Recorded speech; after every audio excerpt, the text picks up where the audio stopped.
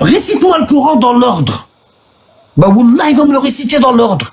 Si je prends un verset de la sourate Les Femmes, et je la glisse dans le Baqara, dans la sourate La Vache, il va me dire, le verset là, il est pas là. Il est pas là. Il est ici. Tu l'as enlevé, tu l'as mis là.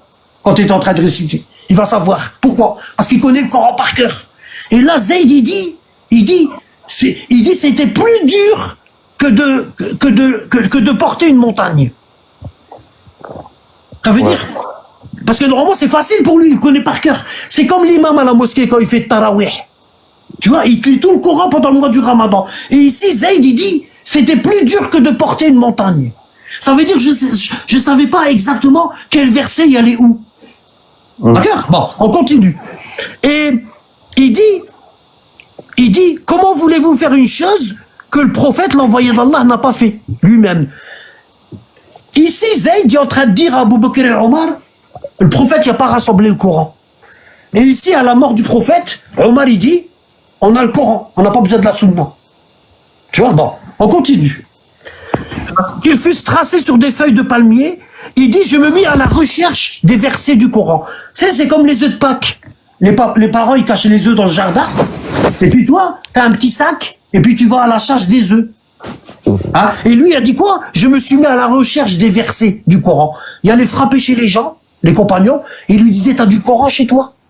Ouais, j'ai le prophète, quand il a récité tel verset dans la mosquée, je l'ai écrit. Donne-moi ce que t'as écrit. Tu vois? Donc il a commencé à rassembler à droite à gauche les versets du Coran. Qu'ils fussent tracés sur des feuilles de palmier, sur des poteries ou dans la mémoire des hommes. Ça veut dire quoi? Il est en train de dire qu'il y a des versets, ils n'étaient pas écrits. Ils étaient dans la mémoire des hommes. Par exemple, il est parti frapper à une porte, il y a un compagnon qui est sorti, il lui a dit, t'as du Coran chez toi? Il dit non, mais je connais tel verset par cœur. Et Zayd lui a dit, lis-le-moi, je vais l'écrire. Tu vois? Là, tu es en train de voir comment le Coran y a été rassemblé. Bon, on continue. Bon. C'est ainsi que je trouvais la fin de 2 sourates, le repentir, chez Abu Khuzayma, l'Ansari. Alors, Omar et Zayd, ils avaient fait une règle. Ils ont dit, toute personne qui nous ramène un verset du Coran et elle n'a pas 2 témoins, le verset, on le prend pas.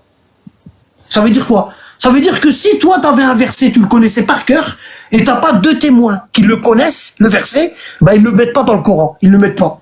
Et là, il y a un verset dans la sourate 9, verset 126, il manquait à l'appel. Ils n'arrivaient pas à le trouver. Tu vois? Et il y a un homme qui s'appelle Khuzayma, il le connaissait. Il le connaissait par cœur. Mais eux, ils le connaissaient pas par cœur. Et il y avait que lui qui le connaissait par cœur. Bon. Mais lui, il n'y a pas de témoin. Il y a que lui qui connaît le verset. Il n'y a pas de témoin. Bon. Alors, qu'est-ce qu'ils ont fait, à ton avis? Ils ont inventé un hadith. Ils ont dit que Khuzayma, le prophète, il l'a appelé l'homme aux 2 témoignages. Regarde, hein. Khuzayma, je vais te montrer, hein. Alors. Regarde, hein. Alors, Khuzayma.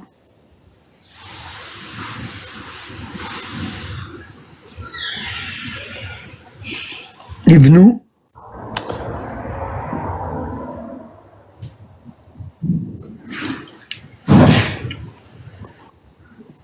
al-Ansari.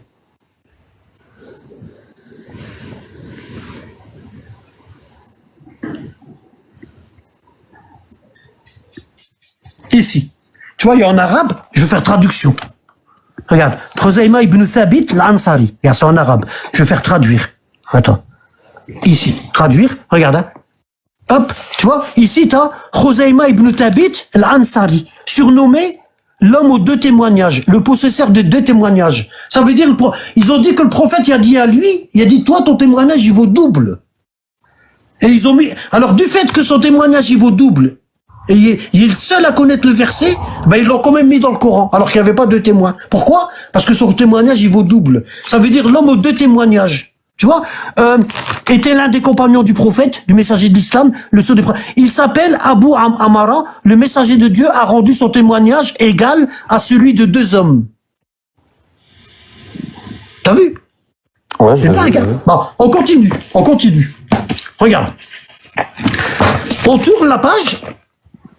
Et donc ici, ils ont rassemblé le Coran à l'époque du premier calife Abou Bakr. Écoute, hein, à l'époque du premier calife Abou Bakr, Omar y était présent et ils ont rassemblé un petit peu au pif. Bon, on tourne Sahih al-Bukhari, on le tourne à la page là, qu'est-ce qu'on a? Hadith 4987, d'accord? Hudayfa ibn al-Yaman, un compagnon, s'est rendu auprès de Uthman au moment où celui-ci se préparait, il préparait les troupes de Syrie à s'emparer de l'Azerbaïdjan. Tu vois, ils allaient s'emparer de les musulmans, ils allaient conquérir l'Azerbaïdjan. D'accord? Et dans l'armée des musulmans, il y avait des musulmans syriens, il y avait des musulmans mécois, il y avait des musulmans de Médine, il y avait des musulmans d'Irak, il y avait plein de musulmans. D'accord? Et Hudayfa, le compagnon du prophète, il était là, dans l'armée. Bon. Il a été choqué, Hudayfa. Regarde pourquoi il a été choqué. Il est parti chez le calife Uthman. Ici, quand Uthman a été calife, Abu Bakr et Omar, ils étaient morts. Abu Bakr, il a régné 2 ans et demi. Omar, il a régné 10 ans. Ça fait 12 ans et demi après la mort du prophète. 12 ans et demi. On a le 3e calife Uthman, le 3e calife. D'accord? Et ça se passe, l'histoire là, elle se passe 12 ans et demi après la mort du prophète. Hudayfa, il vient à Médine et il va voir le calife Uthman, hein, au moment où celui-ci préparait les troupes de Syrie à s'emparer de concert avec les gens de l'Irak. Ils allaient conquérir l'Arménie, Armania, et l'Azerbaïdjan. Et Hudayfa fut effrayé de la diversité qu'ils apportaient dans la récitation du Coran. Dans l'armée, il y avait plein de compagnons, il y avait plein de musulmans. Ils récitaient le Coran, mais il n'y en a pas un qui avait le même Coran. Ils avaient tous un Coran différent. Tu vois? Et Hudayfa, quand il a vu ça, il a été choqué. Parce qu'il y a eu de la bagarre. Le gars, il dit, moi, je serai pas derrière toi. Parce que toi, tu lis pas comme tel compagnon. Et l'autre, il dit, moi, il y en a, il lisait la lecture de Ubay ibn Ka'b. Il y en a, il lisait la lecture de Abdullah ibn Mas'ud. Il y en a, il lisait la lecture de Ali. Tu vois? Et chacun, il lisait une lecture différente. Tu vois? Ils avaient pas le même Coran. Et Hudayfa, quand il a vu ça, il a été choqué. Il a été choqué. Bon. Il dit, je suis parti, regarde. Il dit, Hudayfa fut effrayé de la diversité qu'ils apportaient dans la récitation du Coran. Il est parti à Médine et il a dit au calife Uthman, ô émir des croyants, dit-il à Uthman, arrête les musulmans avant qu'ils ne soient sur leur livre, le Coran, dans un désaccord pareil à celui des juifs et des chrétiens. Il est en train de dire au calife Uthman, le 3e calife, arrête les musulmans parce qu'ils vont falsifier le Coran. Et Uthman, il fait quoi? Uthman, il va chez Hafsa et il lui dit, donne-moi le livre que ton père, ici, là, Abu Bakr et Omar, dans le hadith que je t'ai lu avant, donne-moi le livre que ton père, il a rassemblé avec Zayd ibn Thabit. Bon, tu vois, là, ça c'est à l'époque du califat d'Abu Bakr et Omar. Bon, maintenant, on est chez le 3e calife. Et le 3e calife, quand Abu Bakr y est mort, le Coran qu'il avait rassemblé, il est parti chez Omar. Et quand Omar il est mort, le Coran qui a rassemblé, il est parti chez sa fille Hafsa, l'épouse du prophète. Et Uthman, le 3e calife, il envoie quelqu'un chez Hafsa. Il lui dit, va chercher le Coran chez Hafsa. Écoute, bon, ô émir des croyants, dans un désaccord et tout, et il dit, Uthman envoya quelqu'un vers Hafsa pour la prier de lui remettre les exemplaires du Coran qu'elle avait entre les mains, pour les copier sous forme de livres, et qu'il lui les rendrait ensuite. Et il lui a pas rendu. Pourquoi? Parce que aujourd'hui on a le Coran d'Uthman, mais celui d'Abu Bakr et d'Omar, on l'a pas.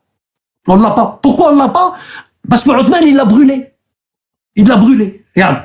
Le premier exemplaire que Abu Bakr... Alors, on a un Coran à l'époque du prophète. Omar, il dit au prophète, on veut pas que tu écrives un testament, on a le Coran. Le prophète, il meurt, ce Coran-là, il va disparaître. Et Omar, il va chez Abu Bakr, il lui dit, il faut qu'on rassemble un Coran. Ça, c'est le 2e Coran. Et là, on est à l'époque de Uthman. Uthman, il dit, allez chercher le Coran d'Abu Bakr, on va le recopier. Hein? Et on a le Coran d'Uthman et on n'a pas le Coran d'Abu Bakr. Ok? Bon, on continue. On va le copier sous forme de livre. Et qu'ensuite, il allait le rendre à Hafsa. D'accord? Hafsa fit l'envoi à Uthman du Coran, qui chargea Zayd ibn Thabit, Abdullah ibn Zubair, Saïd ibn al-As et Abdurrahman ibn al-Harith ibn Hisham. Il a chargé 4 personnes de recopier le Coran. 4. Tu vois? 4 personnes. Hein? Alors, dans les 4 personnes-là, il y en a 3 qui étaient de la tribu de Quraysh, il y en a un qui était de la tribu des Ansar, de Médine. D'accord? Avec Zayd ibn Thabit. Et regarde ce qu'a dit Uthman. Uthman, il leur dit, si vous êtes en désaccord avec Zayd ibn Thabit sur un mot du Coran, écrivez-le d'après le dialecte de Quraysh. Uthman est en train de dire aux 4 personnes, si vous êtes en train d'écrire le Coran et vous n'êtes pas d'accord sur un mot, écrivez-le selon le langage de Quraysh. Ça veut dire quoi? C'est incroyable. Si le Coran est protégé, pourquoi ils vont changer les mots? Et ils vont décider si le mot-là on le met, ou celui-là on le met pas, et celui-là Et regarde la fin. Uthman ordonna de brûler tous les feuillets, tous les exemplaires complets du Coran. Regarde.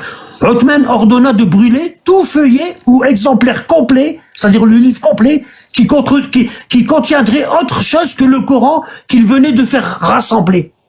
Uthman a dit, tous les autres Corans des compagnons, ils sont faux, sauf le mien. On doit les brûler, les autres.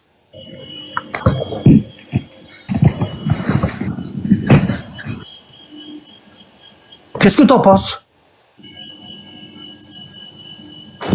Est-ce que je peux parler, c'est bon? Ouais. Donc si j'ai... Ça coupe.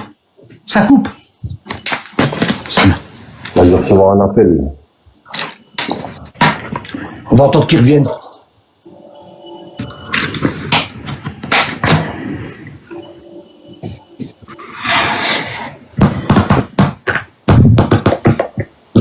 T'es revenu? Ouais, regarde, gère un petit peu s'il est là, Karim. Ouais, t'es revenu, Roya? Ouais, parce que là, il est normal. Allô? Ouais. Ouais. Mais voilà, j'ai parlé là. Ouais, vas-y, tu peux. Vas-y, tu peux y aller. Ah mais frérot, quand tu sors, parce que j'imagine que là t'es sorti pour aller lire sur ton téléphone, mais on t'entend pas.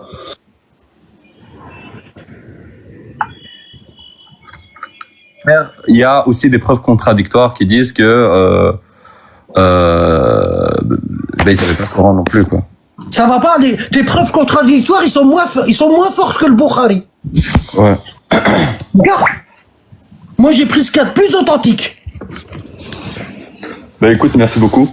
De Pour rien. ton avis, ça fait plaisir. Voilà. Et pour moi, honnêtement, mon point de vue va pas changer. Je vais continuer à étudier la On religion. s'en fout de ton point de vue, t'es personne, toi. D'accord. Regarde. Toi, ton point de vue, on s'en fout. T'es personne. Hmm. On a. Toi, Roya. T'es ton propre savant à toi. Nous, on utilise des livres. Regarde ça. Regarde ce qui est écrit, ça. Mais ça veut dire alors... Attends. C'est en écoutant n'importe qui que l'on croit n'importe quoi. Nous, on donne pas notre avis. Nous, on ramène des livres authentiques. Ok. Par contre, toi, tu donnes ton avis. Je donne mon avis, ouais. Voilà. Donc tu considères que tout ce qu'il y a dans le Coran est faux? Ce que je considère, on s'en fout. Ce que je considère, on s'en fout. Pourquoi? Parce que moi, je suis comme toi, je suis rien du tout. On doit suivre les livres. C'est ça. Ok. Ça va. Mon avis, on s'en fout. Mon avis, il ne tient qu'à moi. Oui. Karim, il y a quelqu'un, fais monter, s'il te plaît. Arabi, si je peux me permettre, tu as dit à un moment donné que Omar, est-ce qu'il connaissait le Coran par cœur? Ah, il connaissait pas. Qu'il l'avait dans le cœur. Mais s'il l'avait dans le cœur, il chercherait pas à le rassembler à moi. Exactement, Après, il l'aurait rassemblé lui-même. Ouais. Ok. Voilà. Et on a un hadith chez les sunnites, où Omar, il a appris la sourate al-Baqarah en 5 ans. 5 ans, ok. Ouais, c'est énorme. C'est que la sourate al-Baqarah, hein, en 5 ans. Mais au moins, il ne le connaissait pas, il a demandé ce qu'il connaisse. Qu'est-ce qu'on est en train de parler là? Qu'est-ce qu'on est en train de parler là? Qu'est-ce qu'on est en train de parler là? Je veux dire que, face à la dhikr, il a demandé ce qu'il connaisse pour faire un bon livre. Qu'est-ce qu'on est en train de parler là? Attends, qui est-ce qui est en train de parler là? Assad. Le Sad. Il faut qu'il descende, il dit pas salam. Fais-le descendre. Moi je peux pas faire ça. Fais-le descendre. Il est mal poli. Quand tu diras salam, on te fait monter. Karim, Je ne il est suis plus pas là. poli, s'il vous plaît. Karim, il est plus là. Ah, Karim il est plus là, il est Karim, descendu. remonte, frérot. Derrière, on va continuer. Karim est tombé. Attends, je vais le faire monter. Comment il est monté, lui? Comment il est monté? Ah, je suis plus là. Les gars, je vous souhaite une agréable soirée. Slama. Et Et merci pour vos livres, pour vos détails, etc. Et, Ouais, salam alaikum, on prend des frérot. comptes. Bon, Karim, t'es tombé? Ouais, je sais pas qu'est-ce qui s'est passé. Regarde, on a Pirate, on a Fambé, et on a Juan. Le chef, je viens de faire monter un. Abou, Ok. Abou, salam alaikum. Abdou. Démute ton micro. Abdou. On va changer, Abdou. Il faut en prendre un autre. Ah, vas-y, passe à quelqu'un d'autre. Voilà. Il a sauté. Salam alaikum wa rahmatullah. Encore un autre. Salam. Oh. Ouais, vas-y, Abdou. La vie, voilà. Hein? Anna? C'est là pour un. Non, ça va pas. Salam alaikum wa rahmatullah. Karim, les gens sont pas sérieux. Trop de fais le descendre, Karim, c'est pas sérieux, Wallah. Wallah, les gens sont pas sérieux, ils en ont rien à foutre. En voilà un autre. Juan Carlos. Salam alaikum. Alaikum salam. Ah ouais, on va parler à Hassad. Vas-y, parle Hassad. Zahid. Bonsoir, Anabad. Bonjour. C'est moi qui avais parlé sans d'oublier de dire le salam. Mais pourquoi tu me dis bonjour? Tu es musulman? Ouais. Pourquoi tu me Je dis suis bonjour? musulman. Mais j'avais oublié, s'il vous plaît. Non, attends, pourquoi tu me dis bonjour? Je demande les excuses. Parce qu'ici, il est tard. Je dis bonsoir. Là, c'est ta Non, mais maman non. qui est là. Non, on est musulman, tu dois dire salam alaikum. J'ai dit salam alaikum. J'ai dit pardonnez-moi. Ah, d'accord, tu m'as dit bonjour. Hein. Salam alaikum, Anabad. Alaikum salam, Khoya. Qu'est-ce que. Ouais, vas-y, je t'écoute. Bon, avant tout, vous m'excusez parce que, en fait, j'ai intervenu, mais parce que c'est pas moi qui avais la parole. C'est pourquoi j'ai pas demandé le salam, c'est tout. Mais Ouais, j'ai pas aimé. Ah, ok, merci, excusez-moi. Ouais, j'ai rien, vas-y, je t'écoute. Non, j'avais dit que puisque Omar ne savait pas le Coran par cœur et il voulait faire des bonnes choses, il a demandé ceux qui connaissent. Non, regarde, je vais recommencer. Ça fait combien de temps que ça fait combien de temps que t'es dans le live? Ça fait 1 heure de temps. Combien? 1 heure de temps, je suis là. Je suis. Donc t'as suivi quand j'ai lu le hadith où le prophète Voilà. il dit donnez-moi de quoi écrire. Depuis le début, j'ai connu. Alors attends, que Omar a dit tu m'as que- dit Omar il a voulu faire une bonne action. Attends, on va y aller tout doucement avec toi. Je vais y aller tout doucement, d'accord? Bon, tu m'as dit Omar il a voulu faire une bonne action. Bon, ici, 2 minutes. Hein.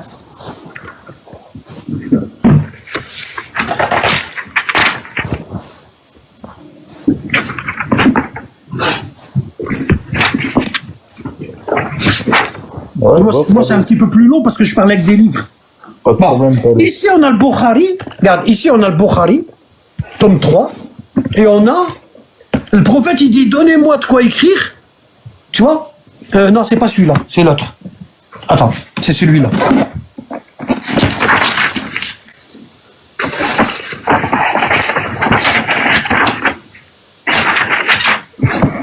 Subhanallah, wallah.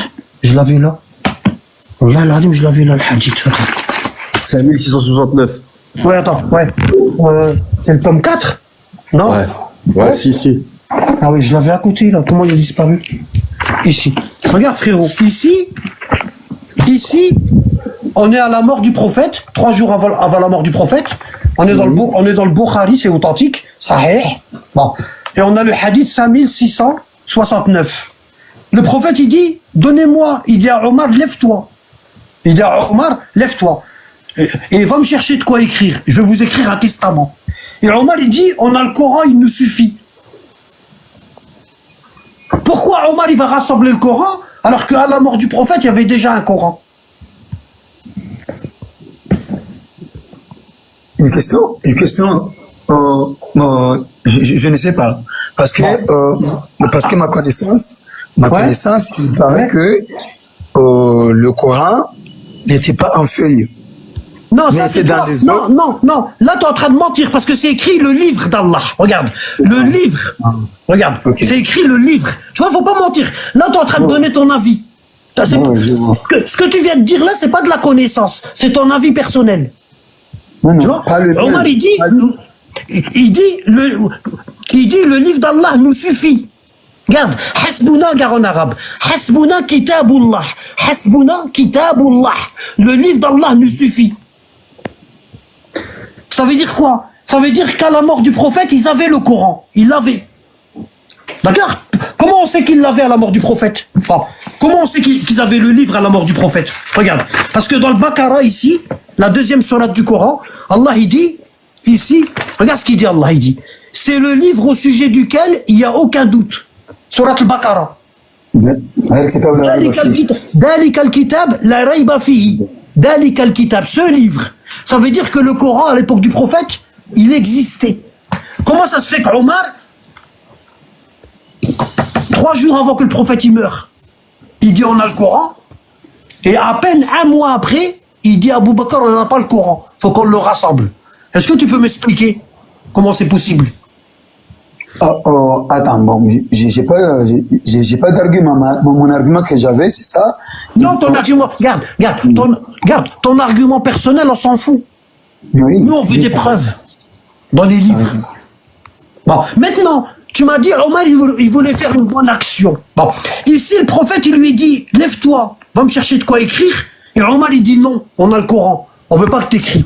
Est-ce que Omar, il a fait une bonne action en interdisant le prophète d'écrire son testament? Est-ce qu'il a fait une bonne action? Hein? Non. Non. Pourquoi? Comment on sait qu'il n'a pas fait une bonne action? Le prophète, il l'a mis à la porte. Il lui a dit, sortez. Toi et tes compagnons, allez-vous-en. Regarde. Le prophète, il leur dit, sortez de chez moi. Allez-vous-en. Parce que c'est impoli ce qu'il a dit. Bah oui, parce que il y a plein de versets du Coran où Allah, il nous dit, obéissez à Allah wa ati'ur Rasoul. Obéissez à Allah et obéissez au prophète. Et Omar, là, il a désobéi. Il a dit, on donne pas.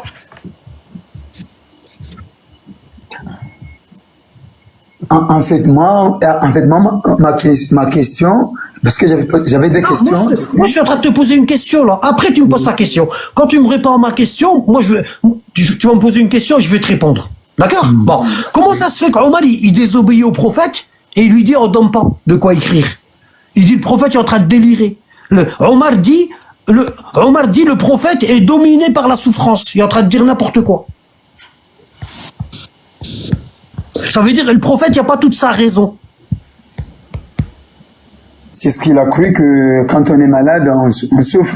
Il veut le faire, il veut le faire reposer. Bon, maintenant tu dis que Omar Miskin, il a pensé au prophète, hein, il est malade, on va pas l'embêter plus. Bon, si Omar il a pensé au prophète, à la santé du prophète, pourquoi le prophète il lui dit allez-vous-en, sors, dégage de chez moi? Pourquoi il lui dit ça le prophète? Normalement, le prophète il aurait dû dire aux compagnons, vous voyez, Omar, c'est un bon. Hein, il veut pas que je me fatigue. Il pense à moi. Et là, c'est le contraire. Le prophète, il le met à la porte. Pourquoi il l'a mis à la porte? Parce qu'il y a eu une bagarre. Tu vois? Regarde, Ibn Abbas, il dit c'est un malheur. Regarde, Ibn Abbas, c'est un compagnon, et ils disent que Omar y a fait, c'est un malheur. C'est grave. Que ces discussions et ces cris, ils étaient en train de crier devant le prophète. Omar, il disait non, rapportez pas. Et les autres, ils disaient rapportez. Et ils ont commencé à se disputer. Et le prophète, c'est 3 jours avant sa mort, miskin.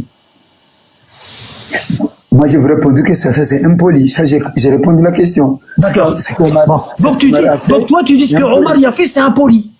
Ah oui, c'est impoli, c'est ce que j'ai dit. Parce que... Omar, il peut dire, ouais, mais je savais pas que c'était impoli. Ça se peut, hein? Ça se peut, voilà. Est-ce qu'il peut dire ça, Omar? Il peut dire que, voilà, il peut chercher des excuses, mais moi, en regardant ces paroles, c'est impoli. Attendez le prophète parler, dire que laissez-le parce que il est souffrant. Tu vois, Omar, il peut pas dire je ne savais pas. Regarde, on est dans le Bukhari, tome 3. Tu vois, là, c'est le tome 3. Et on a le hadith numéro 4845. Regarde ce qu'il dit. Regarde ce qu'il dit ici. Le Bukhari est en train de dire peu s'en faut, peu s'en est fallu que les 2 plus grands bienfaisants des musulmans, Abu Bakr et Omar, ne périssent pour avoir trop élevé la voix en présence du prophète. Il y a un verset du Coran qui a été révélé. Ici, tu vois, ici, il y a le verset du Coran qui a été révélé. Ya ayyuhalladina amanu, la tarfa'u aswatakum fawqa sawti an-nabi. D'accord? C'est la sourate al-Hujurat. Regarde. Surat al-Hujurat. C'est quoi Hujurat? C'est Abou Sana, c'est quel numéro? C'est 49. Ici, regarde. Allah, il dit, ô vous qui avez cru, n'élevez pas vos voix au-dessus de la voix du prophète et ne haussez pas le ton en lui parlant, comme vous le haussez les uns les autres. Sinon, vos œuvres deviendraient vaines. Ça veut dire que vous serez plus musulmans. Ça veut dire tout le bien que vous avez fait, Allah, il va l'effacer. Parce que vous avez levé la voix devant le prophète. Et ça, la sourate là, elle a été révélée longtemps avant la mort du prophète. Oui, Longtemps. C'est le Hujurat. Et qu'est-ce qui s'est passé? Allah, il a déjà menacé Abu Bakr et Omar. Il leur dit, ne refaites jamais ça. Hein? Ne levez jamais la voix devant le prophète. Et eux, qu'est-ce qu'ils font à sa mort? Quand il est en train de mourir, ils lèvent la voix et le prophète, il l'a mis dehors. Et ils avaient été prévenus à l'avance que s'ils levaient la voix devant le prophète, ils seraient plus musulmans. Et Omar, il remet ça à la mort du prophète. Et la dernière fois que le prophète il a vu Omar, c'est quand il y a eu la bagarre et il l'a mis à la porte. C'est la dernière fois qu'Omar, il a vu le prophète vivant. Ça veut dire quoi? Ça veut dire, Omar, le prophète, il est mort énervé contre Omar. Énervé. Alors, moi, je peux me permettre. C'est quand même bizarre. Il est mort, mais dans ce livre même, dans ce livre où Bahari, que vous justifiez vos arguments, il y a un hadith, il faut le dire aussi que le prophète a promis le paradis à Omar. Non, c'est pas vrai, le hadith il est faux. Le hadith que tu rapportes, il est... Attends, s'il te plaît, on va y aller tout doucement. Parce que toi, ça se voit, t'as rien appris. Ça se voit. Le hadith que tu dis là, il n'est pas dans le Bukhari. Les 10 du paradis, il n'est pas dans le Bukhari. Les livres sont, il y a Bukhari et Muslim. Ce sont tous des... Il n'est ni dans Muslim ni dans le Bukhari. Il est ni dans Muslim ni dans le Bukhari. Bon, maintenant, comme tu mens, fais-le descendre. Fais-le descendre. Il ment. Merci beaucoup. J'aime pas parler aux menteurs. Fais-le descendre. Assalamu alaikum. Le hadith, il est ni dans le Bukhari, ni dans Muslim. Il veut m'apprendre le Bukhari. C'est incroyable comment il mente. T'as vu comment il mente? Il aime bien Omar plus que le prophète. Quand j'ai dit le prophète, il l'a mis à la porte parce que il était en train de mourir et il y avait de la bagarre et tout. Et le prophète, il était pas bien. Il a pas dit oh mais ce qu'est le prophète, c'est pas bien ce qu'il fait Omar et tout. Non, il cherche à défendre Omar. Ça veut dire lui, son prophète, c'est pas Mohammed, c'est Omar. Salut. J'ai vu la photo que tu as mis au début du live. Elle résume tout à fait le personnage. T'as vu comment ils sont? Salam alaikum, Juan. Salam alaikum, Juan. Juan. Ah, Juan, il est là. Vas-y, Juan, je t'écoute. Juan Carlos. Juan, je t'écoute. Moi, je le vois pas, hein. Puis il est là, il est en haut. Bah, pourquoi il répond pas? Bah, je sais pas. Allô, Juan. Juan. Rodriguez.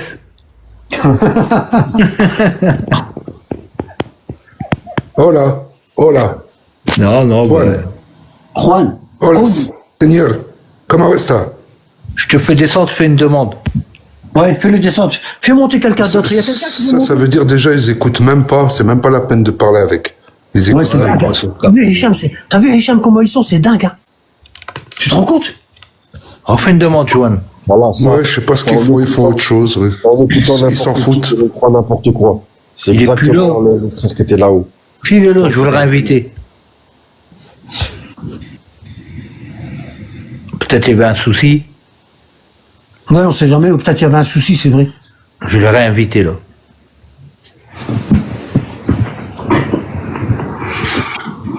Pourtant, je suis clair dans ce que je dis à Boussana. Bah, tu peux pas faire plus clair, mon frère. Tu leur ramènes leur propre livre. Lui, il t'a rien ramené. Il t'a dit, ouais, mais il y a un hadith qui... Mais ça, c'est un truc qu'il a écouté. C'est en écoutant n'importe qui que l'on croit n'importe quoi. Exactement, Boussana. Rabbi hafdak. Exactement ça. Wallah, Rabbi hafdak. Bon, il veut plus monter. Frédéric Nelson, là.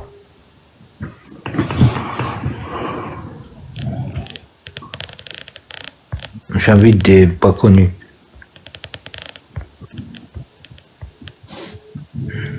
Youssef Uu, c'est notre Youssef à nous? Non. Ah, d'accord. En bleu, là? Ouais. Non, c'est pas nous. Doit être chez sa mère, Youssef. Y a personne là qui veut monter? Bah là, il n'y a pas de demande, il y a du monde. Faites des demandes pour monter, demandez, posez vos questions. Ouais. C'est gratuit. C'est gratuit. Alors mes gens, il y a une chaîne Discord qu'Anabad a fait, et il y a beaucoup de choses très intéressantes, plein de livres. Il y a mes cours. Pour ceux qui veulent étudier. Parce que t'as vu, le frère, il est monté, il est en train de nous donner son avis. Il a rien lu, Mskin. Il nous ramène un hadith qui est faux. Tu vois? Et il nous dit, le hadith est dans le Bukhari et Muslim. Je lui dis, il est pas dans le Bukhari, il me dit dans Muslim. Il est ni dans Muslim. Ça veut dire, le gars, il est en train de raconter n'importe quoi. Ouais. Du moment que ça passe. Mais Ouais, moi, il contredit pas, il dit pas si. tu vois, moi, ça passe pas, ça. Moi, je sais qui ment. Le Discord, c'est ça. Voilà. Ici, vous allez avoir tous mes cours. Voyez? Voilà, regardez. Ici, vous allez avoir mes cours, c'est gratuit, hein. Il suffit de télécharger l'application Discord et de demander le lien. Il y a quelqu'un, Karim, attends. Tu le vois, Karim? Ouais, je le vois. Vas-y, fais monter. Alors, Tahia, c'est pas une femme, c'est rien, si c'est une femme, elle descend tout de suite. Ouais, tu fais descendre tout de suite, au cas où. Salam alaikum. Alaykoum salam. Ouais, Khouya, tu suis le Bukhari, toi, alors? C'est ça? Oui. Et Le alors? Bukhari, il est né 200 ans après le prophète. C'est un innovateur, Bukhari. Ils sont tous nés 200 ans après le prophète, il n'y a pas que lui. Hein. Ouais, mais pourquoi vous les suivez, eux? Nous, on doit suivre le Kitab. Non, c'est pas vrai. Bukhari, c'est un... Bukhari, c'est un... Non, écoute. Attends, écoute. Si tu me laisses pas parler, on va te descendre. Wallah al-Adim. Bon. Est-ce qu'Allah, il a envoyé le prophète? Est-ce qu'Allah, il a envoyé le kitab tout seul? Je pourrais pas te répondre à cette question parce que je sais pas, frère. Bon, regarde. Moi, je vais te répondre. Je vais prendre le kitab. Regarde, le kitab. Abou Sana, trouve-moi le verset. Ati'u Allah wa ati'u Rasoul. Pendant ce temps-là, je vais lui montrer un autre verset. Écoute ici.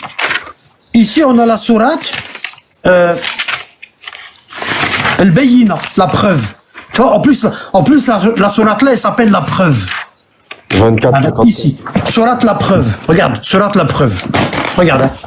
Les infidèles parmi les gens du livre, ainsi que les associateurs, les Arabes, ne cesseront de mécroire jusqu'à ce que leur vienne la preuve. Alors, c'est quoi la preuve? Un messager, tu vois, un messager qui ramène la sunna et des feuilles purifiées, un livre. Tu peux pas suivre le Coran sans le messager. C'est pas possible. C'est comme si tu vas à l'école et puis ils te disent, au début de l'année, ils te disent, faut aller chercher les livres. Et toi, tu leur dis, moi, je veux les livres, mais je veux pas le professeur. Je veux apprendre tout seul. Ouais, mais comment... Ça n'existe pas. On est obligé, regarde, que ce soit dans la religion, que ce soit dans tout, on est obligé d'avoir un professeur. Et celui qui nous a expliqué le Coran, regarde, Abou Sana, warrasikhuna fil ilm, s'il te plaît. Surah 3, Le verset gars, 7. hein, quoi? Surah 3, verset 7. Surah 3, verset 7. Tu vois, le gars, il nous parle du Coran, il connaît même pas le Coran. C'est dingue, hein? 3, verset 7. Non, mais frère, on est là pour apprendre aussi, non? Regarde, J'apprends par toi, t'apprends par moi. T'es pas là pour apprendre parce que t'es en train de me contredire. Non, je t'ai pas contredit, Harry. Quand on apprend, regarde, quand on apprend, on attend que la personne, elle explique, et après, on pose des questions. Bon, tu m'as dit sur la 3, verset 7. Regarde, ici, Allah, il dit quoi? Il dit, est-ce que tu connais l'arabe? Oui, je connais l'arabe, je comprends des mots, oui. Bon, tu connais l'arabe? Vas-y, lis-le-moi, là, ici. Ah non, je sais pas lire, frérot, mais je comprends. Ah, bah, tu connais pas l'arabe? Oh, mais c'est incroyable. Wallah, c'est incroyable. Pourquoi je tombe toujours sur des gens comme ça? Mais frère, arrête de croire qu'on est des ignorants, regarde. T'es un ignorant, tu connais rien. Des ignorants comme ça. Fais descendre. Faut pas monter, mon frère, si t'as pas de bagage. Fais-le descendre. Attends, laisse-moi finir, Harry, laisse-moi finir. Quoi? Non, fais-le descendre. Abou Sana, fais-le descendre. Il dégage. Ah ouais, attends, je vais descendre tout seul, Dégage. Moi, t'as pas besoin de... Wesh. Il est pas venu pour apprendre, ce gars-là. C'est un ignorant. J'ai horreur des menteurs. toute personne qui monte dans mon live et elle ment, je la dégage direct. Il me dit, chérie, je connais l'arabe, mais je sais pas lire. Wesh. Comment c'est possible? Tu connais l'arabe, mais tu sais pas lire. Wesh.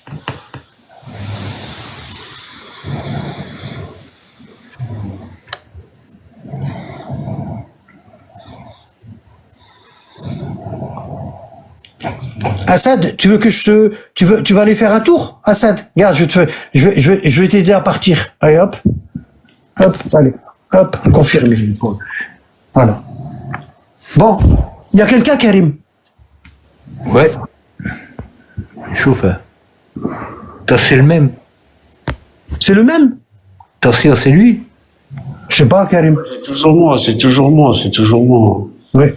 Arrête, juste une question, s'il te plaît. Arrête d'être arrogant comme ça avec les gens, frère. On n'est pas arrogant avec toi. On vient pour échanger. Regarde, pour moi, t'es pas un Jean. Pour moi, t'es un menteur. D'accord? Moi, je suis arrogant avec les menteurs. Les gens qui disent la vérité, je suis pas arrogant avec eux. Tu vois? Toi, t'es un menteur. Justement, on cherche la vérité. Si je viens vers toi, tu me dis, tu connais l'arabe. Ouais, tu me laisses pas parler. D'accord? Fais descendre. Oui, fais-le descendre. Mais tu m'as... Fais-le descendre. Tu peux pas lui Fais-le descendre. laisser une chance. Non, je lui donne pas de chance, il est mal poli. Bon, pourquoi je t'ai pas... Oh, regarde. Si tu me respectes, je vais te respecter. Si tu me respectes pas, je vais te faire descendre. Bon. Sourate 3, verset 7. Ici. Allah, il dit, regarde, comme ça, tu dis pas que je mens. C'est lui qui a fait descendre sur toi le livre. Il s'y trouve des versets sans équivoque. T'as vu, des versets clairs qui sont la base du livre. C'est des versets clairs. Tout le monde peut les comprendre. C'est la base du Coran. Et d'autres versets qui peuvent prêter à des interprétations diverses. Donc il y a des versets clairs et des versets qui sont pas clairs. Les gens, regarde, ici, regarde, ici, des versets, alors, ici, divers. Attends, des versets, parce que là je vois pas. Alors, ouais, les gens, donc, qui ont au cœur une inclinaison vers l'égarement, mettent l'accent sur les versets à équivoque, cherchant la dissension, la division des musulmans, en essayant de leur trouver une interprétation, alors que nul n'en connaît l'interprétation, sauf Allah et ceux qui sont bien enracinés dans la science. Hein? Ils disent, nous y croyons, tout est de la part de notre Seigneur, mais seuls les doués d'intelligence s'en rappellent. Allah est en train de nous dire que dans le Coran, il y a des versets clairs, on peut les comprendre tout seul, et il y a des autres versets où on doit avoir un professeur. Et le professeur, c'est le prophète Mohammed. Parce qu'il y a une divergence entre et toi, tu nous dis que le Coran tout seul, c'est suffisant. Bon, maintenant, si le Coran tout seul, c'est suffisant, je vais te poser une question sur le Coran tout seul, d'accord? Parce que tu me dis que le Coran tout seul, c'est suffisant. Bon, regarde ici. Regarde ici. Normalement, ça devrait être facile pour toi. Parce que tu as dit que le Coran tout seul, c'est suffisant. Alors, sourate numéro 58. Regarde, sourate numéro 58, ici.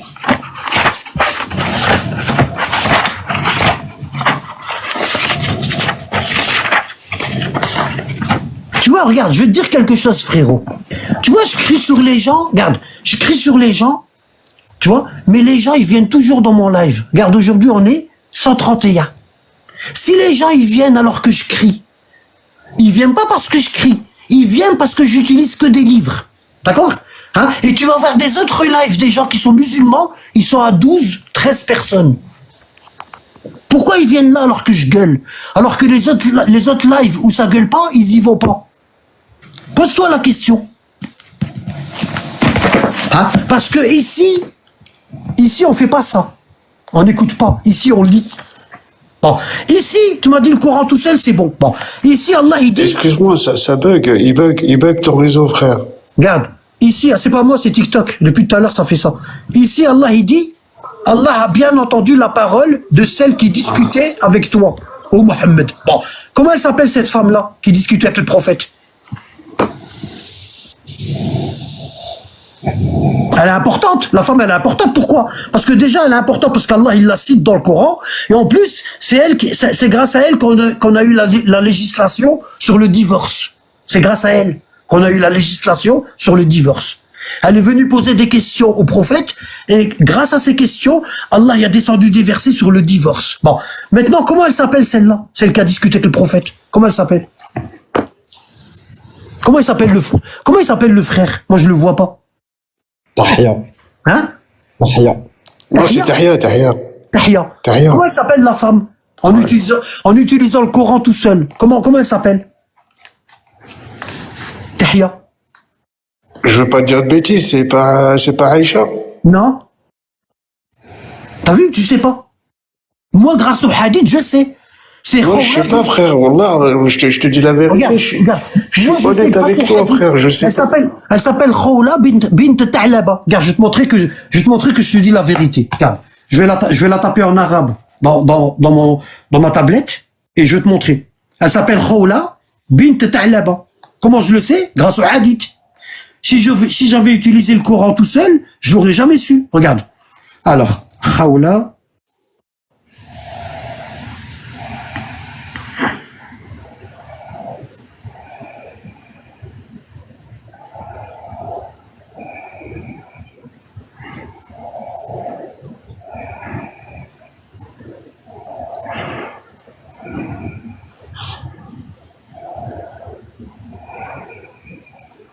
Regarde, Khawla bint Ta'laba.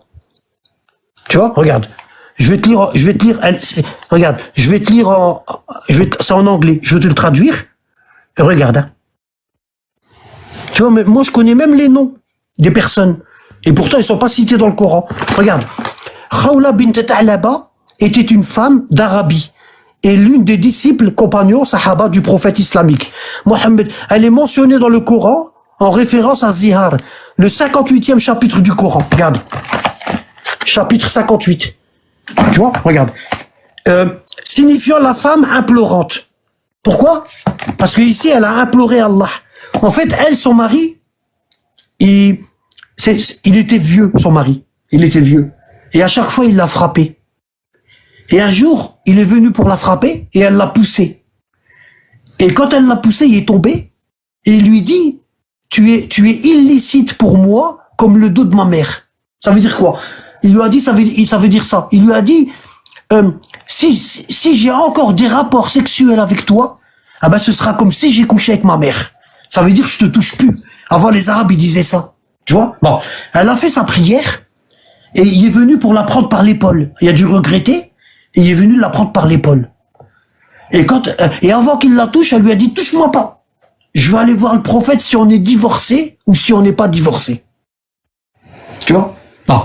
Elle arrive chez le prophète et Allah, il raconte l'histoire, là. Comme quoi l'histoire, c'est important. Et l'histoire, ça s'appelle les hadiths, les récits. Tu vois? Les récits, les hadiths. Bon. Elle est venue voir le prophète et elle est en train de lui parler dans son oreille et il y a Aïcha dans la pièce. Et elle dit, Ya Rasulullah, mon mari, Zihar, il a fait la bataille de Badr. Et il est vieux. Et à chaque fois, il me frappait. Mais maintenant, il est vieux. Sa force, elle est partie. Et il a voulu me frapper. Je l'ai poussé, il est tombé. Et il m'a dit, tu es haram pour moi comme le dos de ma mère. Tu es illicite pour moi comme le dos de ma mère. Elle dit, j'ai fait la prière et il est venu pour me toucher. Et je lui ai dit, tu ne me touches pas jusqu'à ce que je vais voir le prophète si on est divorcé ou pas. Hein? Et elle dit, oh messager de Dieu, est-ce que je suis divorcé ou pas? Et le prophète, il lui dit quoi? Il lui dit, moi, je vois que tu es divorcé. Et quand il lui a dit ça, elle a éclaté, elle a commencé à pleurer. Et elle a dit, Ilallah ashkouh. Elle a dit ça. Elle a dit, Ya Rasulullah, innani minhu awladan. In damantuhum ilayya ja'u.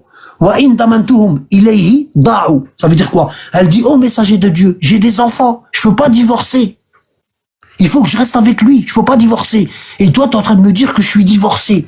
J'ai des enfants. Si tu me donnes des enfants, si tu donnes la garde des enfants à moi, ils vont avoir faim. Parce que j'ai pas de travail.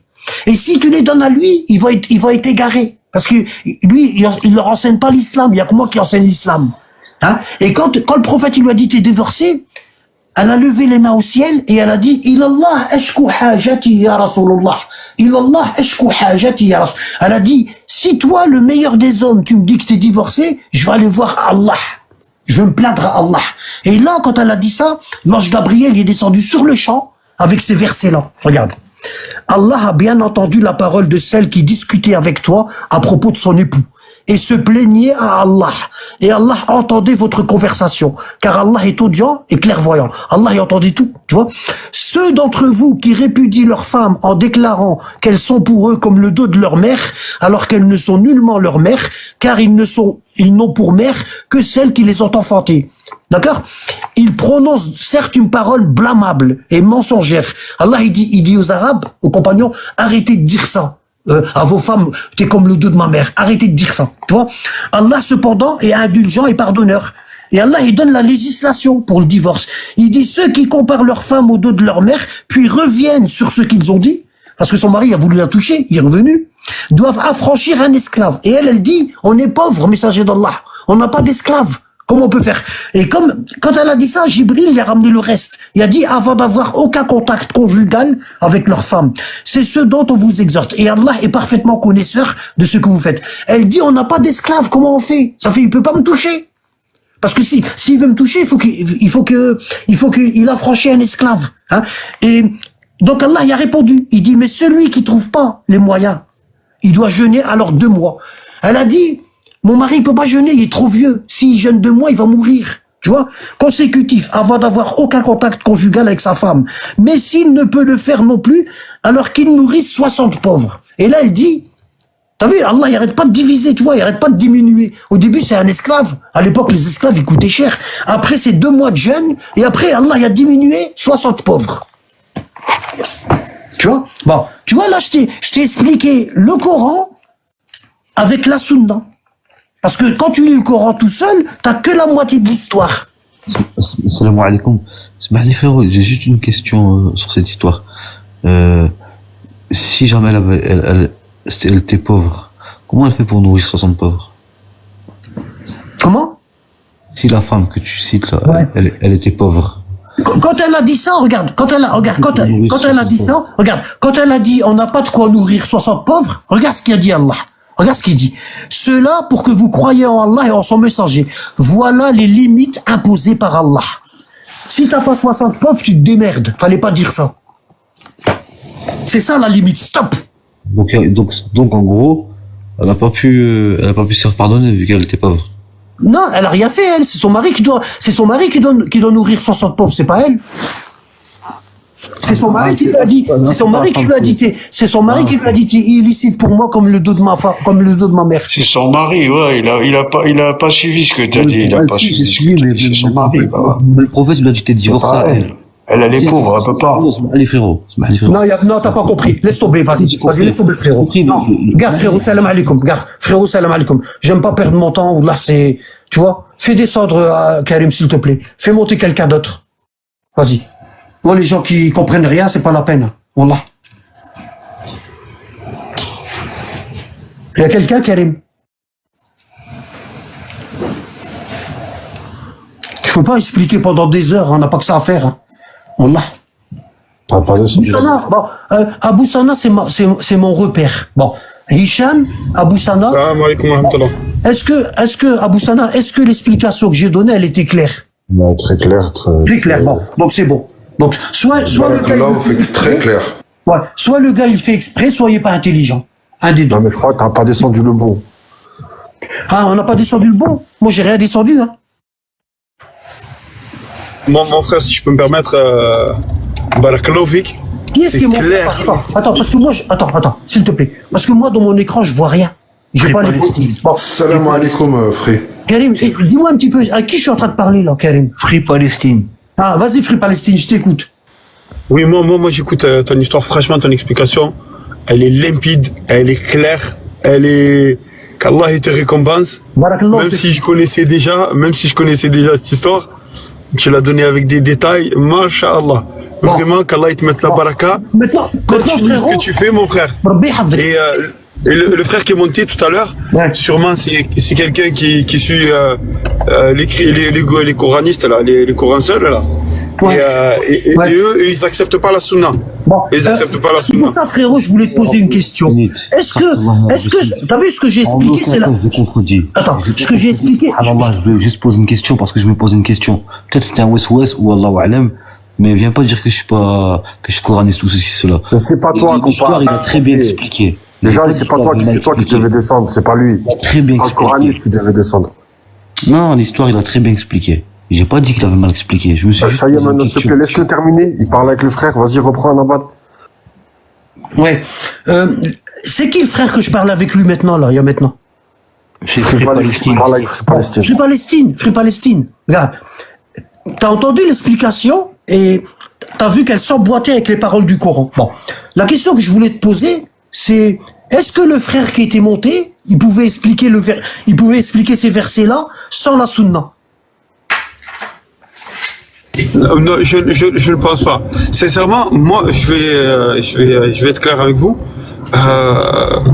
J'ai suivi exactement comment on m'expliquait avant et je comprends un petit peu le problème, d'accord, par rapport à ceux qui parlent du Coran seul, d'accord. Et je suis pas seul dans mon cas.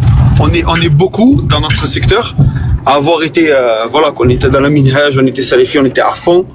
Et on a freiné quand il y a eu des problèmes, parce qu'il y avait des problèmes dans la communauté, d'accord. Il y avait beaucoup de mise en garde, il y a eu beaucoup de fitna, et on a freiné. On est juste, voilà, on s'est contenté d'être des musulmans, d'accord. Il y a eu vraiment, c'était compliqué chez nous. Du jour au lendemain, des frères ne se parlaient plus, c'est allé un peu loin. Alhamdulillah. Et nous, on s'est contenté d'être, voilà, on s'est dit, voilà. On est des simples musulmans. Si on peut pas être des super musulmans, ben on va être des simples musulmans. Et en avançant, on s'est rendu compte qu'il y avait quelques soucis dans cette forme de rigorisme. Et maintenant, on prend la sunna. On est toujours musulmans, sunnites et tout, mais on regarde un petit peu ce qu'ils ont fait nos anciens. Les salafs, ils avaient une autre vision de la sunna que la nôtre. D'accord. Moi, pour moi, je suis un petit peu quand tu dis, comme il a été l'imam Malik rahimahullah, par exemple. Quand tu dis les salafs, c'est qui? Tu parles de qui là? Je parle moi en particulier de l'imam Malik, mais des compagnons, de tout. D'accord. Donc pour toi, les salafs, c'est les compagnons. Oui. Bon, qu'est-ce que tu dis de le Bukhari? Est-ce que le Bukhari, c'est un salaf pour toi? Il fait partie de nos salafs, oui. Donc il fait partie des salafs, d'accord. Bon. Donc ce que le Bukhari a rapporté, tout y est vrai. Je peux pas me permettre de dire ça. Si, parce que les savants sunnites, ils disent que celui qui dit que le Bukhari c'est pas vrai, ah ben c'est un pervers. Et c'est que ce soit les savants salafistes, que ce soit les savants malikites, que ce soit les savants ash'ari. On manque pas de respect à Al-Bukhari. Moi, je dis pas que c'est pas vrai quoi que ce soit. Ouais. Mais pour moi, en fait, ce que pratiquaient les gens de la Médine, ouais, c'est peut-être plus fort. Bon, alors je vais te ramener de Médine, je vais te ramener Malik. Attends.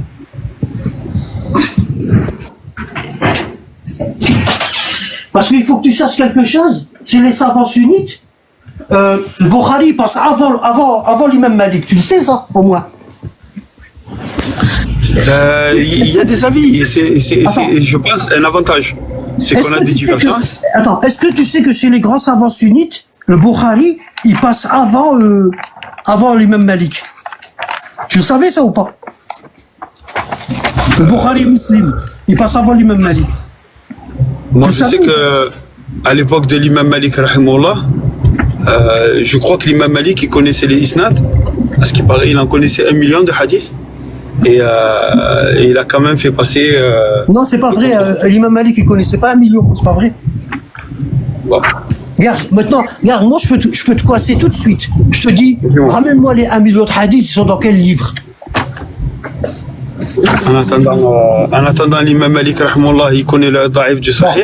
Bon, attends s'il te plaît. Pour l'instant, regarde, regarde frérot. Pour l'instant, ce que tu es en train de faire, c'est ça. C'est en écoutant n'importe qui que l'on croit n'importe quoi. Nous on marche comme ça, regarde. Nous on marche comme ça. Regarde. T'as vu tous les livres? Regarde, nous on marche comme ça. Nous on dit rien du tout sans ramener de livres. Et toi t'es en train de nous donner rien du tout là. Bon, est-ce que pour toi, Abou Bakr il va au paradis? Inch'Allah. Non mais c'est pas une réponse ça. Qui est Abou Bakr? Le compagnon? Là, lui qui est mort là? Oui, le compagnon qui est enterré à côté du prophète. Oui, Inch'Allah. Bon, t'es sûr? Ou t'es pas certain? Mon frère, j'ai pas dit que je refuse les hadiths.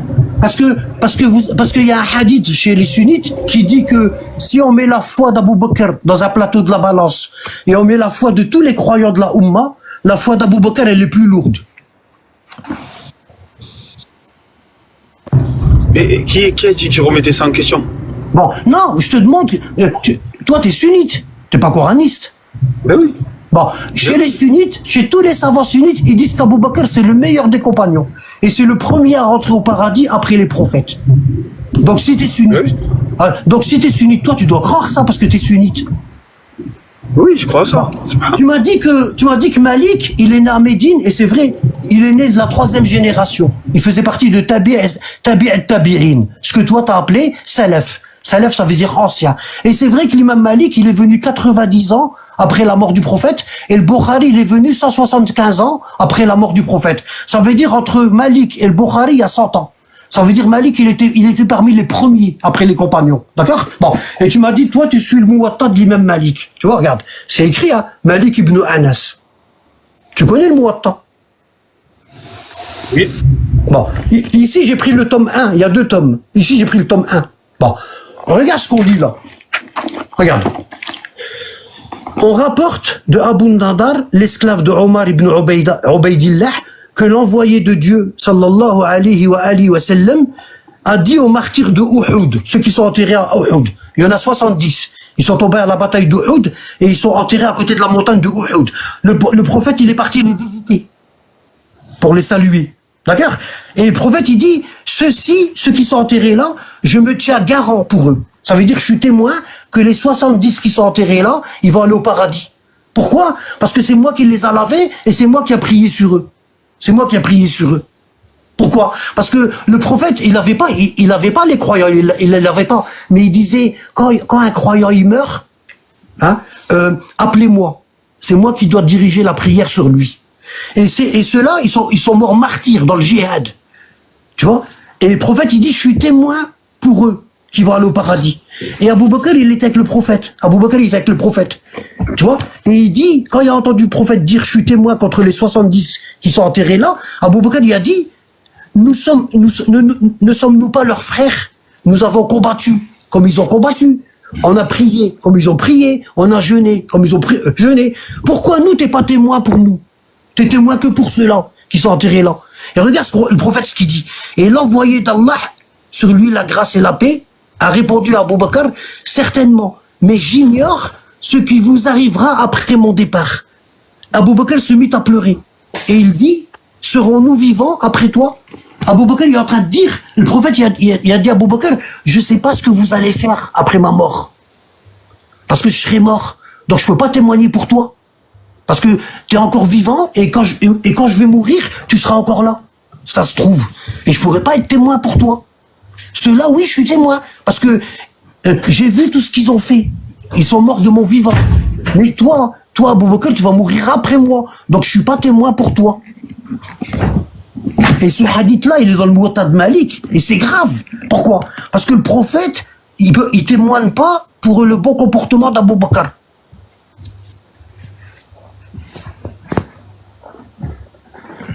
Non. Maintenant, je vais te le compléter avec le Bukhari. Regarde, je vais te compléter ça avec le Bukhari. Regarde. Ici, on a le Bukhari, tome 4. Tu vois, tome 4. Et on a ça. Hadith 6582. Ici, on commence par le début. Bon, tu sais que le bassin, c'est le Kawtar. Le bassin, c'est le Kawtar. Bon, le prophète, alayhi salam, il dit, inni faratukum ala al-hawd. Je vous devancerai au bassin. Tu vois? Hein? Regarde ici. Le prophète a dit, patientez jusqu'à ce que vous me rencontriez près du bassin. L'haoud. Bon, l'haoud. Bon. Ça veut dire quoi? Le prophète, il a dit à ses compagnons, je vais mourir. Et après ma mort, restez dans ma sunna, patientez dans ma sunna, jusqu'à ce que vous me rencontriez au bassin. Et il dit, Man sharaba minhu, hein, celui qui boit du bassin, il n'y aura plus jamais soif. لا يضمع من شرب اللهم آت محمد الوسيلة والفضيلة وابعثه المقام المحمود الذي وعدته اللهم اسقنا من حوضه شربة ماء لا نضمع بعدها أبدا لا نضمع بعدها أبدا. Celui qui boit de ce bassin, il n'y aura plus jamais soif. Et le prophète, il leur dit, je vous donne rendez-vous au bassin. Le jour du jugement dernier, recherchez le bassin. Son étendue, elle est plus grande que la distance de Sanaa au Yémen à Jérusalem. Il est grand le bassin. Et tout autour, il y a des coupes en cristal. Et le bassin, il est plus blanc que le lait et il est plus sucré que le miel. Bon. Et tous ceux qui rentrent au paradis, ils vont devoir boire de ce bassin. Bon. D'accord? Et ici, le prophète, dans le Muwatta du Imam Malik, il n'a pas voulu témoigner du bon comportement d'Abou Bakr après sa mort. Il n'a pas voulu témoigner. Normalement, si c'est le meilleur compagnon du prophète, le prophète, normalement, il doit témoigner pour lui, même s'il n'est pas encore mort. Parce qu'il lui fait confiance. Et là, le prophète, il est en train de lui dire à Abou Bakr, tu vas vivre après moi et je te fais pas confiance. J'ai peur que tu changes la religion après ma mort. C'est pour ça que je peux pas témoigner pour toi. Alors que les 70 qui sont enterrés là, eux, je peux témoigner. Parce que je les ai connus jusqu'à leur mort. Et ils ont pas falsifié. Bon. Maintenant, on reprend le Bukhari et on est au bassin. Regarde. Ici. Hadith 6576. Abdullah bin Mas'ud, il dit que le messager d'Allah a dit, moi je vous devancerai au bassin. Des hommes d'entre vous, le prophète il parle aux compagnons, il leur dit, je vais vous devancer au bassin. Et il y a des hommes parmi vous, les compagnons, qui vont être amenés et ils vont être entraînés loin de moi. Il y a des hommes qui vont venir me voir, de mes compagnons, et les anges ils vont les prendre, ils vont les jeter loin de moi. Ils pourront pas boire du bassin. Et moi, le prophète, je dirais, Seigneur, dirais-je, ce sont mes compagnons. Regarde. Seigneur, dirais-je, ce sont mes compagnons. Et on me répondra, tu ne sais donc pas ce qu'ils ont fait après ton départ. Et dans le Muwatta, le prophète, il dit à Abou Bakr, je peux pas témoigner pour toi parce que je sais pas ce que tu vas faire après mon départ. Qu'est-ce que tu penses de ça, frérot? Je pense que Allah, il sait quand il donne la bonne nouvelle du paradis aux croyants pendant que le prophète sallallahu alayhi wa sallam est encore vivant. Ouais. Allah est le plus à même de dire quand et comment le prophète sallallahu alayhi wa sallam a fait l'annonce de la bonne nouvelle pour certains des compagnons durant leur vivant. Ouais. Et donc je pense que Allah subhanahu wa ta'ala, dans sa grande sagesse, il a fait en sorte que ce soit pas au moment d'Uhud, ça aurait été peut-être plus tard. Et il y a plein d'interprétations. Bon, qui est-ce qu'il pourrait avoir. Attends. Là, t'es en train de faire ça. Oui, je sais. Tout en écoutant n'importe qui, que l'on croit n'importe quoi. C'est ce que tu es en train de faire. Alors que moi, je suis en train de faire. Attends, alors que moi, je suis en train de faire ça. Bon, maintenant, la question que je te pose, c'est pas ça. On s'en fout. Bon. Pourquoi le prophète n'a pas voulu témoigner du bon comportement de Abou Bakr après sa mort? Non, au moment de la bataille d'Uhud, d'accord? Il a dit, Ya Rasulillah, nous aussi, nous sommes tes frères. Je recommence. Nous aussi, nous sommes tes frères. Attends, je recommence parce que t'as rien compris. Nous sommes leurs frères. Non, t'as rien compris. C'est pas au moment de la bataille de Uhud. D'accord? Le prophète est parti. Le prophète n'est pas parti les visiter au moment de la bataille de Uhud. Ils étaient déjà morts. D'accord? Ça veut dire qu'ils étaient morts et enterrés. Et le prophète est parti visiter leur tombe pour leur faire des invocations. Et il a dit cela, je suis témoin pour eux.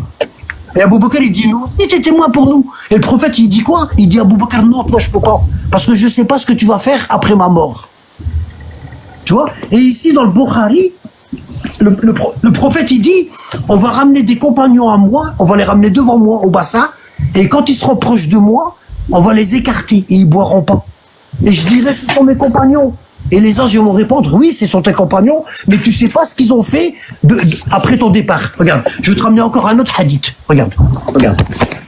Regarde ici, hein. Il y en a plein, hein. Regarde, ici. Bon. C'est une analogie qui veut dire que, en fait, par ton analogie, ça veut dire que dans ce hadith-là, le tafsir du hadith, en fait, ça veut dire qu'Abou Bakr, il va en enfer. Bon, je t'explique. Les hadiths... Non, c'est tafsir, là. C'est ce tafsir que tu fais. Attends, écoute, non, parce que si on va loin, c'est un tafsir que tu as fait du hadith. Attends, écoute, je vais te répondre. Bon. Déjà, déjà, les hadiths, ils ont pas besoin de tafsir. Parce que les hadiths, c'est le tafsir du Coran. Les hadiths. Regarde. Donc, le hadith, il est clair. N'importe qui dans le live, je vais lui lire le hadith, il va me dire, oui, j'ai compris Anabad. Pourquoi? Parce que le hadith, c'est... Les ulama, ils ont pas besoin d'écrire des livres pour nous expliquer, alors. Bon, attends, il va descendre. Fais-le descendre. Il me coupe la parole, il est mal poli. Fais descendre. C'est qui? Lui, là, que je parle avec lui. Fais-le descendre. Mon frère, c'est incroyable. Wallah, c'est... Non, fais-le descendre. Alhamdulillah. Voilà, Fashhadu bi anna muslimun. Voilà. On s'en fout ce que tu shahadou, on s'en fout.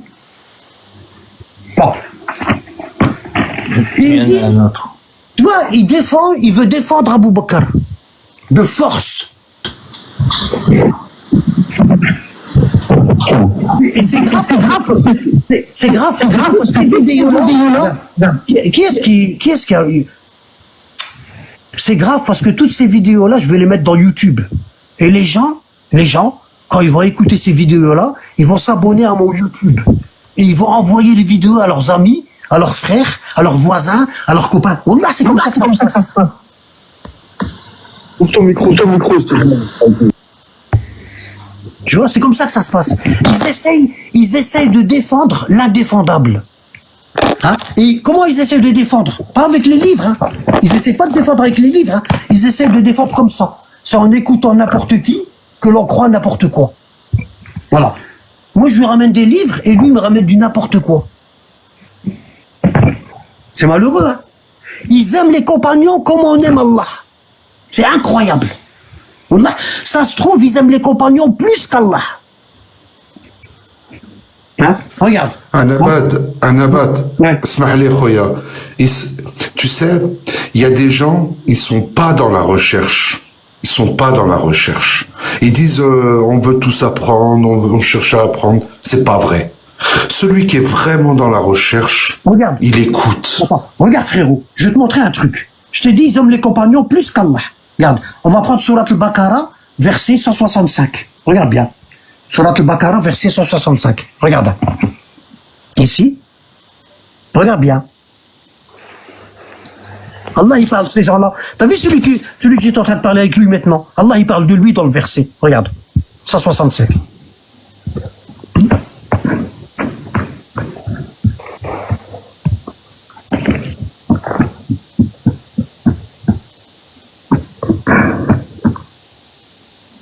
Ils veulent nous apprendre l'islam, mais ils connaissent rien. Wallah, c'est incroyable. Il est sunnite, mais il connaît même pas ses livres. Regarde ce qu'il dit, Allah. Il dit, parmi les hommes, il en est qui prennent en dehors d'Allah des égaux. Ils prennent les compagnons en dehors d'Allah.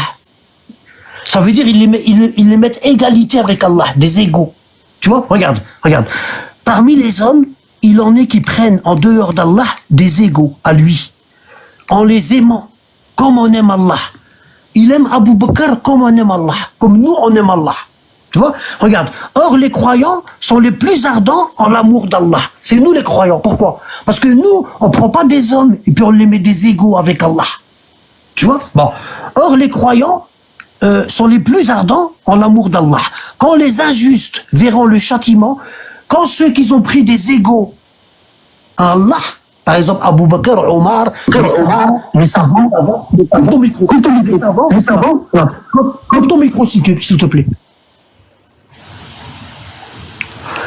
Quand les injustes, c'est-à-dire ceux qui ont suivi des hommes et les ont mis égaux à Allah, verront le châtiment, ils sauront que la force tout entière est à Allah et qu'Allah est dur en châtiment. Bon, c'est qui les meneurs? Les meneurs, c'est ceux qu'ils ont aimés. Abou Bakr, les savants. Bon, quand les meneurs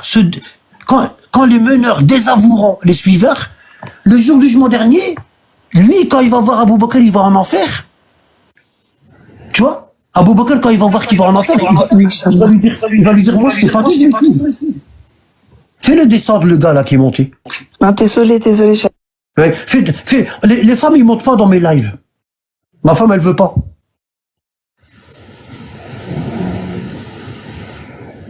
Tu vois?